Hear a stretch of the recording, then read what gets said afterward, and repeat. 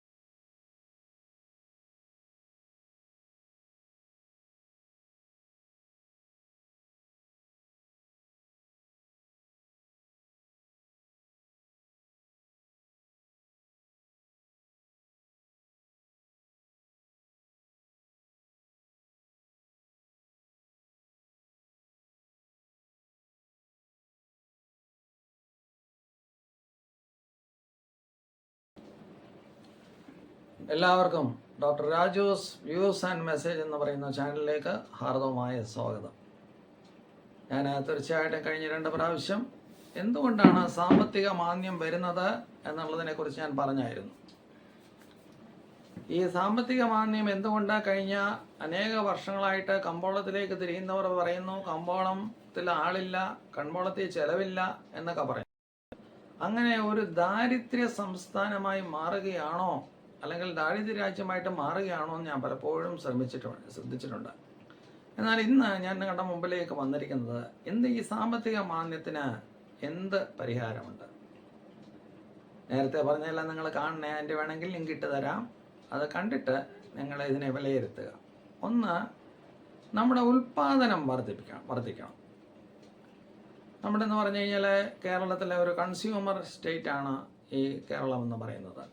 ഇവിടെ യാതൊന്നും ഉൽപ്പാദിക്കുന്നില്ല. ഉൽപ്പാദിപ്പിക്കുന്നത് ഒക്കെ വെളിയിൽ നിന്ന് നമ്മൾ ഇങ്ങോട്ട് ഇമ്പോർട്ട് ചെയ്തിട്ടാണ് വരുന്നത്.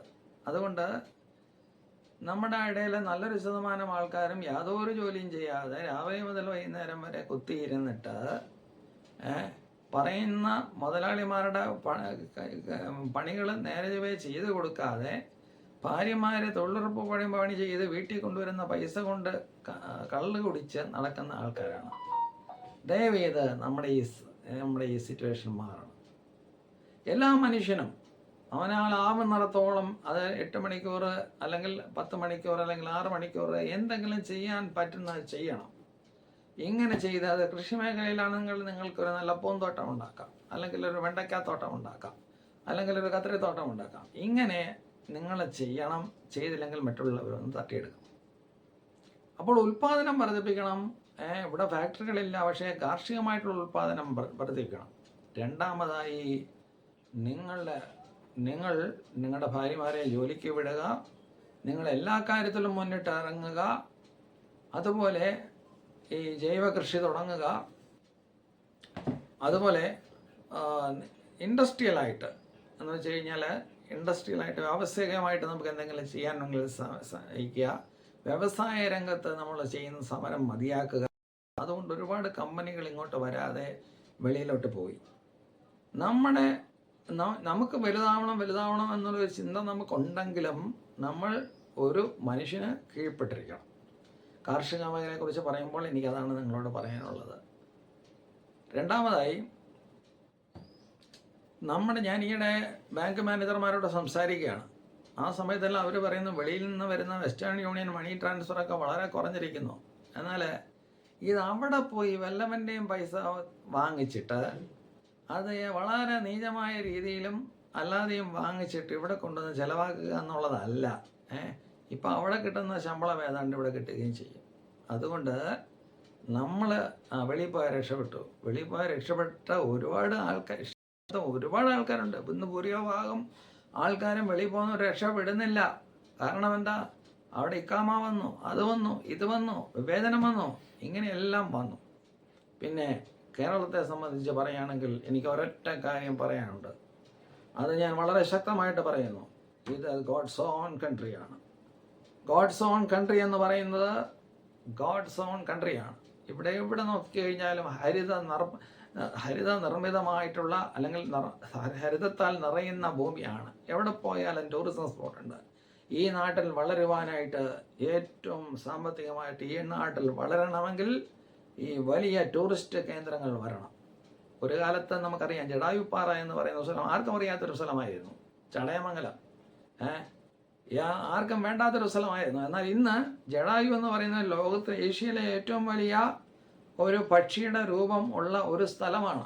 അതുപോലെ ഒരുപാട് സ്ഥലങ്ങൾ നമുക്ക് എടുത്ത് അത് പ്രൈവറ്റ് മേഖലയും കൂടെ ഇതിനകത്ത് സഹകരിച്ച് നിങ്ങൾ കൊണ്ടുവരുവാണെങ്കിൽ ഈ ടൂറിസം പോലെ ഡെവലപ്പ് ചെയ്ത് എടുക്കാനായിട്ട് പറ്റിയ വേറെ ഒരു കാര്യവുമില്ല. അപ്പോൾ ടൂറിസം മേഖലയെ ഏറ്റവും കൂടുതൽ പ്രോത്സാഹിപ്പിക്കുകയും ടൂറിസംകാർക്ക് വേണ്ടതായിട്ടുള്ള ഇവിടെ പലയിടത്തും ചെന്ന് കഴിഞ്ഞാൽ ഒരു ബോർഡ് പോലും ഇല്ല കാണാനായിട്ട്.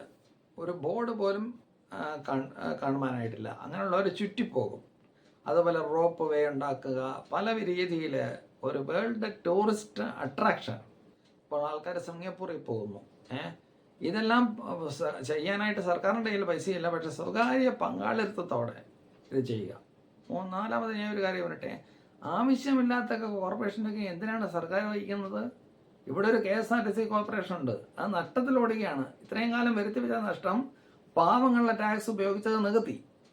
എന്തിനാണ് ഈ KSRTC? ഇവിടെ പ്രൈവറ്റ് മേഖല വരട്ടെ, കട്ടബോംബം വരട്ടെ, അവർ വഹിച്ചോളും. എല്ലാവർക്കും ജീവിതാന്ത്യ പെൻഷനൊന്നും കൊടുക്കാൻ സർക്കാരിന് യാതൊരു ബാധ്യതയുമില്ല. അതെൻ്റെ പേഴ്സണലായിട്ടുള്ള ഒപ്പീനിയനാണ്. ഈ പെൻഷൻ കൊടുക്കുക അതൊക്കെ നല്ല കാര്യങ്ങളാണ്. പക്ഷേ പെൻഷന് മുതലാളിക്ക് ലാഭം ഉണ്ടെങ്കിൽ എടുക്കൂ. പാവപ്പെട്ടവൻ്റെ GST പിരിച്ച് പാവപ്പെട്ടവൻ്റെ ഫീസ് കൂട്ടി വില്ലേജ് ഓഫീസിൽ ചെന്നപ്പോൾ കഴിഞ്ഞ പ്രാവശ്യം 10 രൂപയായിരുന്നു ഞങ്ങളുടെ വീടിൻ്റെ ടാക്സ്. ഇന്ന് 70 രൂപ. ബിൽഡിംഗ് ടാക്സ് 700 രൂപയായിരുന്നു, ഇന്ന് 3000 രൂപ. ഇതെല്ലാം വർദ്ധിച്ച് മുദ്ര സ്റ്റാമ്പിൽ പൈസ വർദ്ധിച്ച് കോട്ട് ഫീ സ്റ്റാമ്പ് വർദ്ധിപ്പിച്ച് അത് പറഞ്ഞ മനുഷ്യൻ്റെ ജീവിതം 700 രൂപയ്ക്ക് ഞാൻ വൈദ്യുതി വാങ്ങിച്ചുകൊണ്ടിരുന്നു. ഇന്ന് ഞാൻ കൊടുക്കുന്നത് 2230 രൂപയാണ്. എന്നാൽ കറണ്ട് ഉണ്ടോ? ഇവിടെ ഇൻവെർട്ടർ വെച്ചിരിക്കുകയാണ്.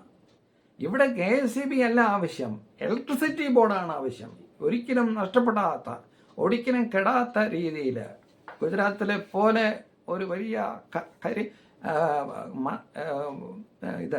കൽക്കരി കൊണ്ട് വൈദ്യുതി ഉൽപ്പാദിപ്പിക്കാനായിട്ട് പറ്റും. നമ്മളുടെ ജീവിതത്തിൻ്റെ ചിന്താഗതികൾ തീരെ കുടസ്ഥമായി പോയി കഴിഞ്ഞാൽ ജീവിതത്തിൽ അത് വരുത്തുന്ന ആപത്ത് വളരെ വലുതായിരിക്കും. പെൻഷൻ കൊടുത്തു കഴിഞ്ഞാൽ അയാൾ മരിക്കുകയാണെങ്കിൽ ഫാമിലി പെൻഷൻ. ഇങ്ങനെ എത്ര കാലം 90, 80, 80% സർക്കാരിൻ്റെ പോകുന്നതെല്ലാം പെൻഷൻകാർക്ക് വേണ്ടിയാണ്. ഓരോ ക്ഷാമം വരുമ്പോഴും ക്ഷാമബത്ത് കൂടിക്കൊണ്ടിരിക്കുകയാണ്. 5 വർഷത്തിൽ ഒരിക്കൽ ശമ്പള കമ്മീഷൻ വരികയാണ്. അപ്പം പാവപ്പെട്ടവനോ? ഒന്നുമില്ല. അതുകൊണ്ട് എൻ്റെ എളിയ ജ്ഞാനത്തിൽ നിന്ന് ഞാനിതെല്ലാം പറഞ്ഞു എന്നുള്ളതേ ഉള്ളൂ. നമ്മൾ അധ്വാനിക്കുന്നവരും വേർക്കുന്നവരുമായിരിക്കണം. അങ്ങനെ ചെയ്തു കഴിഞ്ഞാൽ ഈ സാമ്പത്തികമാന്ദ്യം മാറും. ആൾക്കാരുടെ കയ്യിൽ പൈസ വരും. ഇന്ന് കേരളത്തിലെ മലയാളികൾ നേരെ പോയി ജോലി ചെയ്യാത്തതുകൊണ്ടാണ് ബംഗാളികളോട് എത്തിയത്. അവനും 5 പൈസ കളയാതെ വൈകിട്ടൊരു ചായയും വടയും കഴിച്ചതിന് ശേഷം അവൻ ബാക്കി പൈസ അവൻ്റെ നിന്ന് UP transfer to West Bengal, Calcutta. ഈ പൈസ നമുക്ക് കിട്ടത്തില്ലായിരുന്നോ? നമുക്ക് എവിടെ തെറ്റി? നമുക്ക് എവിടെ പിഴ പറ്റിയോ? നമുക്കൊന്നിനും പൈസയില്ലാതായിപ്പോയി.